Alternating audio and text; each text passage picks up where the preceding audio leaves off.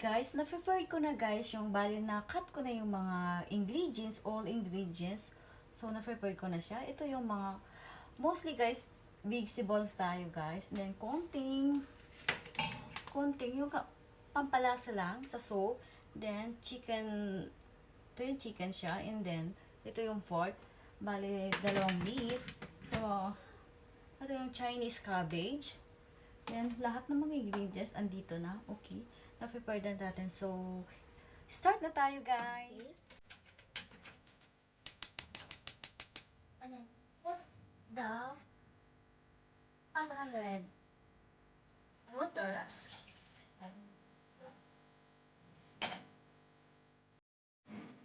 Open natin. Open natin siya.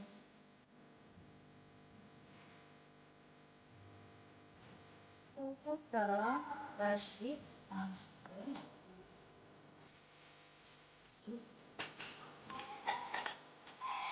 Iko.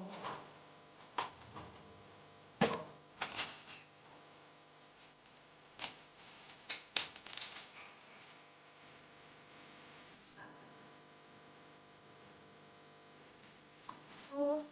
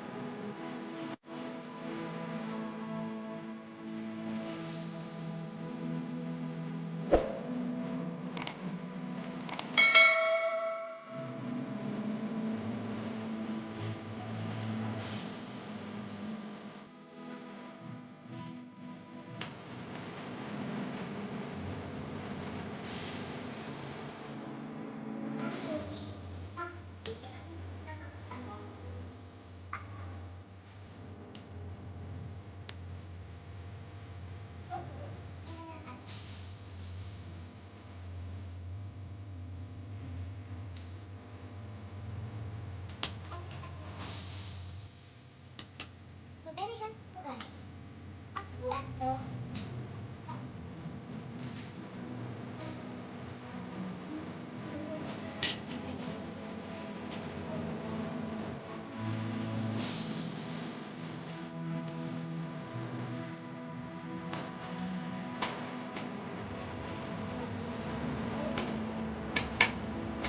Oh, kung sa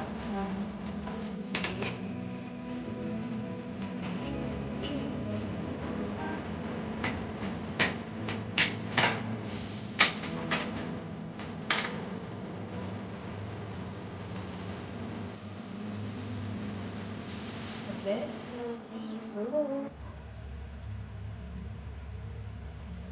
and then, last natin yung Chinese cabbage because madali lang kasi siyang makook.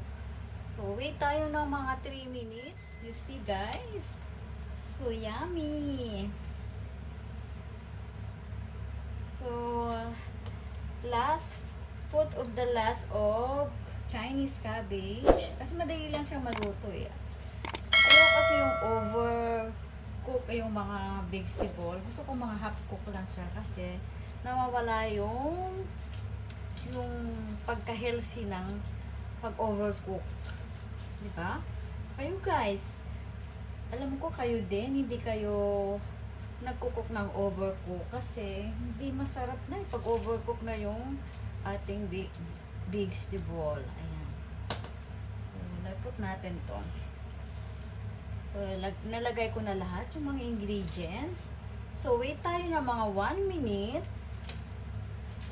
Wait natin ng 1 minute siya. And then, ready to cook na.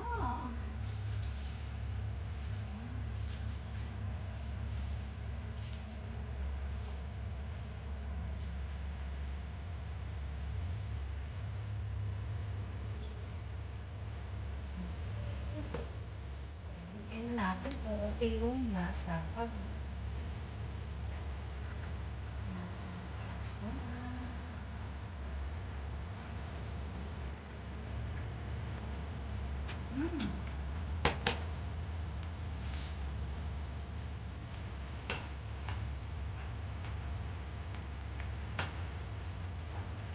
Okay, to serve na siya guys.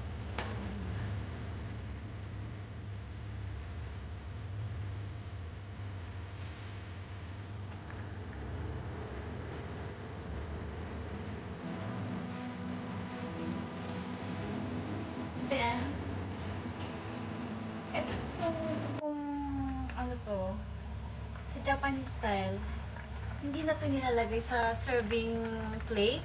So, ilalagay na ito ilalagay ko sa, sa table. Ito, kanya-kanyang kuha. Kanya-kanyang, Hindi na siya ganun.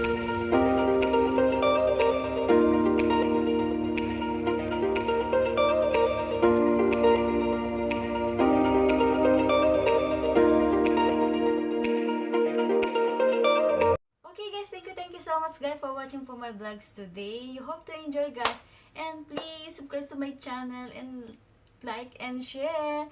Ayan, see you to my vlogs again.